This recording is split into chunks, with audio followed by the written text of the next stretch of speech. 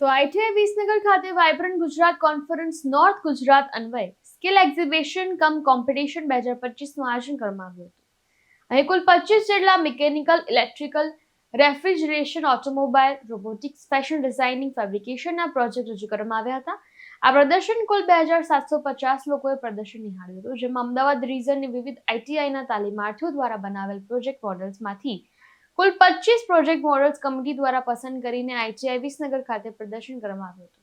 આ 25 project મોડલ્સમાંથી committee દ્વારા કુલ 3 model પ્રોજેક્ટને પુરસ્કાર પણ આપવામાં આવ્યું હતું અને આ કાર્યક્રમમાં તાલીમ, કૌશલ્ય વિકાસ અને રોજગાર ખાતાના પ્રાદેશિક કચેરીના નાયબ નિયામક S Patel, Shrimati AP Patel, KB Kanjariya, AR Shastri તેમજ વડી કચેરી ગાંધીનગરથી નાયબ નિયામક Shrimati DH Joshi, NP Raval, કેબી Patel, MB દરજી તેમજ DA કુગશિયા પ્રિન્સિપલ, આઈટીઆઈ વિસનગર તેમજ સંસ્થાના સર્વે કર્મચારીઓ અને 2650 જેટલા તાલીમાર્થીઓ ઉપસ્થિત રહ્યા હતા। અહીં પાસ થયેલ પ્રથમ 3 પ્રોજેક્ટ મોડલને તારીખ 9 ઓક્ટોબરના રોજ યોજાનાર વાઇબ્રન્ટ ગુજરાત રિજનલ કોન્ફરન્સના સ્થળે એટલે કે ગણપત યુનિવર્સિટી ખેરવા ખાતે રજૂ કરવામાં આવનાર છે। મારું નામ અદ્વિતા ભટ્ટ છે। હું ગાંધીનગર આઈટીઆઈમાંથી છું। આ મારું પ્રોજેક્ટ છે, આ છે next generation રેડાર base system for defence application. આમાં ડિફેન્સમાં કેવી રીતે બોર્ડરમાં ગન સિમ્યુલેશન થાય, કેવી રીતે બોર્ડરમાં રેડાર સિસ્ટમનો ઉપયોગ થશે અને એરપોર્ટમાં કેવી રીતે કોઈ પણ ફોરેન ઓબ્જેક્ટ આવે, એન્ટી મિસાઇલ રોલ, આવું બધું મારું પ્રોજેક્ટ છે। કુબીરનગર અમદાવાદથી છું। મારું નામ સચિન પટેલ છે, વેલ્વેટેડ ઇન્સ્ટ્રક્ટર છું। આ પ્રોજેક્ટમાં અમે સેલિંગ શીપ બનાવેલું છે। તો સેલિંગ શીપ છે એ અમે ડેકોરેટિવ પીસ તરીકે બનાવેલું છે। તો એની ડેકોરેટિવ પીસ તરીકે અથવા તો એને એજ્યુકેશન પર્પઝ તરીકે નેવી, મરીન જેવી જગ્યાએ આને અમે ડેકોરેટિવ અને એજ્યુકેશન પર્પઝ માટે એને યુઝ કરી શકીએ છીએ અને હોટલ હોય, ઓફિસ હોય એ જગ્યાએ આનું ડેકોરેટિવ પીસ તરીકે ઉપયોગ કરવામાં આવે છે। નમસ્કાર, હું SS પટેલ, નાયબ નિયામક તાલીમ, પ્રાદેશિક કચેરી અમદાવાદ રિજિયનની 71 ગવર્મેન્ટ સંસ્થાઓ અને ટોટલ 168 સેલ્ફ ફાઇનાન્સ અને GIA સંસ્થાઓ સહિત તમામ આઈટીઆઈનું મોનિટરિંગ કરી રહ્યો છું। આજ રોજ વાઇબ્રન્ટ ગુજરાત રિજિયોનલ કોન્ફરન્સ અંતર્ગત નોર્થ ગુજરાતની જે આ સ્કિલ કોમ્પિટિશન કમ એક્ઝિબિશન પ્રી વાઇબ્રન્ટ સમિટ તરીકે આયોજન કરવામાં આવેલ છે। આજ રોજ આ આયોજનમાં 71 સરકારી સંસ્થાઓના કુલ 179 મોડેલ જે તાલીમાર્થીઓએ બનાવેલા હતા એ સિલેક્ટ થયા।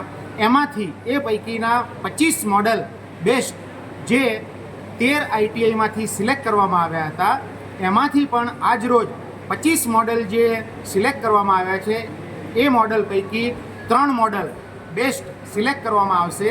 એ માટે આજે 3 રિજિયનના નાયબ નિયામક શ્રીઓની કમિટીની રચના કરવામાં આવી છે, જે જ્યુરી આજે સિલેક્ટ કરી અને માનનીય નિયામક શ્રી રોજગાર અને તાલીમ ગાંધીનગરના હસ્તે પ્રથમ, બીજો અને ત્રીજો નંબર મેળવેલ મોડેલને રોકડ ઇનામ અને મોમેન્ટો પણ આપવામાં આવનાર છે।